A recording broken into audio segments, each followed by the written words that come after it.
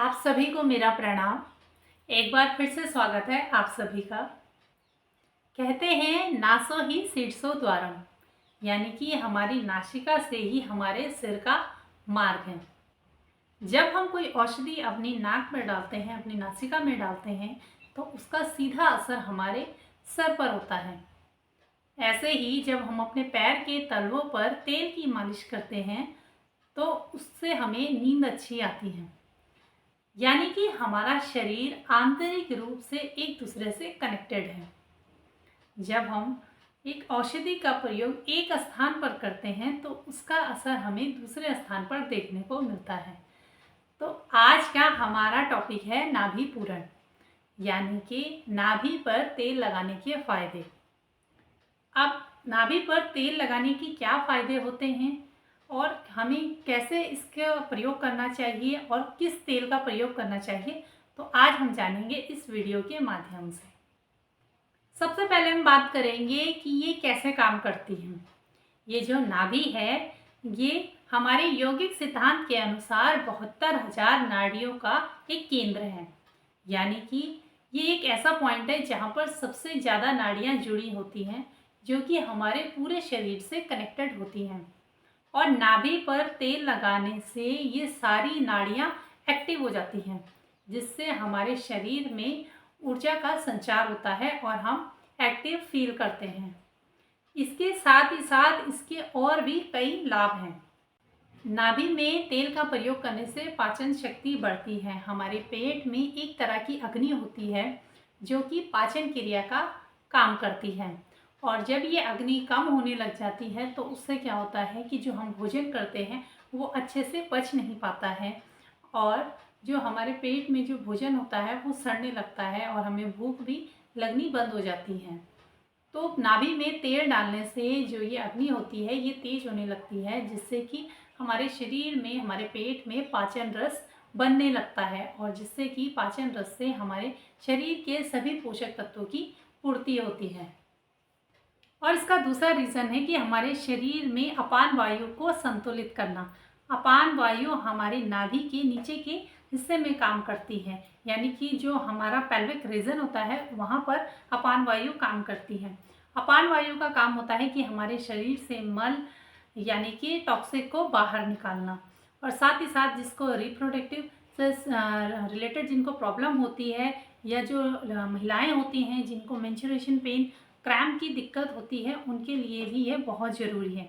इसके साथ ही साथ जिनको यूरिन पास करने में दिक्कत होती है उनके लिए भी ये बहुत उपयोगी है।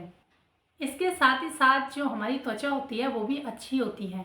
जैसे कि हम जब कभी हमारे होंठ फटते हैं तो हम अपने बुजुर्गों से अक्सर सुनते हैं कि वो हमें नाभि में तेल डालने की सलाह देते हैं। उससे क्या होता है कि हमारी जो होंठ की जो ड्राइनेस है वो ख़त्म होने लग जाती है। इसके साथ ही साथ कई बार हमारे फेस में ड्राइनेस होने के कारण हमारा फेस डल लगने लगता है, हमारा फेस फटने लगता है, और साथ ही साथ इसमें झुर्रियाँ आने लग जाती हैं। तो नाभि पूरण करने से, यानी कि नाभि में तेल डालने से ये सारी समस्या ख़त्म हो जाती है और हमारा फेस ग्लो करने लगता है, और साथ ही साथ जो हमारी स्किन की जो ड्राइनेस होती है वो भी ख़त्म हो जाती है। और इसका सबसे ज़्यादा असर हमारे मानसिक स्तर पर पड़ता है, क्योंकि हमारे जो यौगिक सिद्धांत के अनुसार जिसे बताया गया है कि 72,000 नाड़ियाँ होती हैं, और जब ये अच्छे से विकसित नहीं हो पाती हैं तो इनमें प्राण का संचार अच्छे से नहीं हो पाता है, जिससे क्या होता है कि हम बहुत ही लो एनर्जी फील करते हैं, बहुत ही लेजीनेस फील करते हैं। तो जो ये 72,000 जो नाड़ियाँ होती हैं ये हमारे मस्तिष्क से कनेक्टेड होती हैं। तो जब ये अच्छे से विकसित नहीं होती हैं तो उससे हमें बहुत सारी दिक्कतों का सामना करना पड़ता है। और नाभि पूरण करने से हमारी जो नाड़ियाँ हैं, जो हमारी 72,000 जो नाड़ियाँ हैं वो अच्छे से विकसित होती है और उनमें प्राण का संचार अच्छे से हो पाता है। तो जिन लोगों को एंजाइटी की, डिप्रेशन की, चिंता की जिनको प्रॉब्लम होती है उनको नाभि पूरण का अभ्यास जरूर करना चाहिए। और ये वात प्रकृति के लोगों के लिए सबसे ज़्यादा उपयोगी है। जिनको ब्लोटिंग की शिकायत रहती है, जिनको ड्राई स्किन रहती है, घुटनों में दर्द रहता है, और जिनके बालों को झड़ने की सबसे ज़्यादा शिकायत होती है, उनको वात प्रकृति की समस्या होती है, तो उनके लिए भी नाभि पूरण सबसे ज़्यादा ज़रूरी है।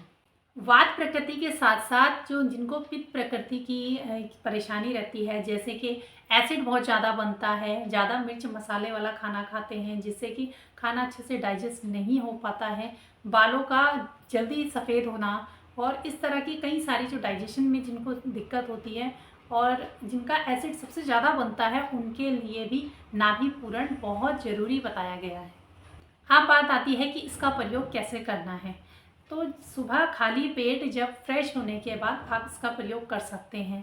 बाकी की समस्याओं के लिए सरसों का तेल प्रयोग कर सकते हैं, लेकिन जिनको वात प्रकृति की परेशानी है उनको तिल का तेल या फिर बादाम का तेल ही प्रयोग करना है।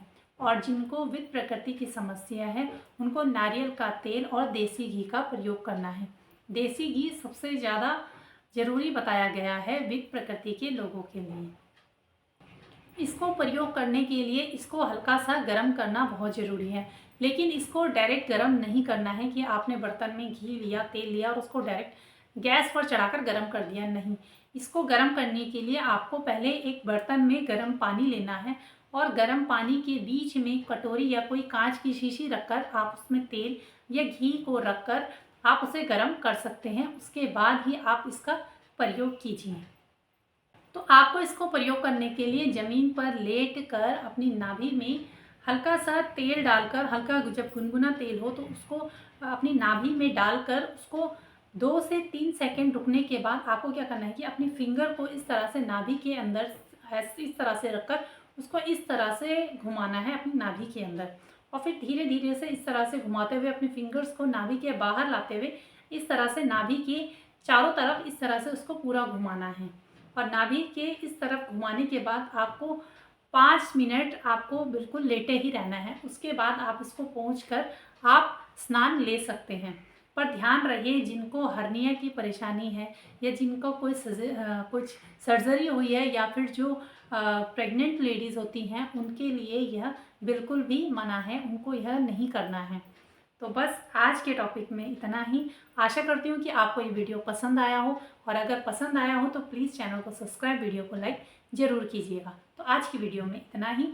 धन्यवाद।